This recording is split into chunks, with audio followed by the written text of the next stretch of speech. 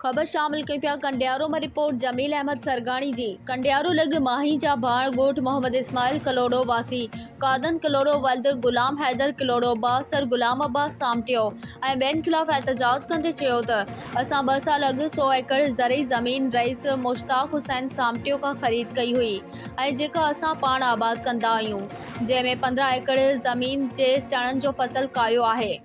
ऐं असां जो गुलाम अब्बास सामटियो सां को बि तकरार कोन्हे। असां पंहिंजी ज़मीन ते कमु करे रहिया हुआसीं जो गुलाम अब्बास सामटियो ऐं ॿियनि अची असां मथां हथियार सिधा कया ऐं चयईं त ज़मीन मां निकिरी वञो ऐं असां जूं 9 बकरियूं ऐं हिकु छेलो काए वियो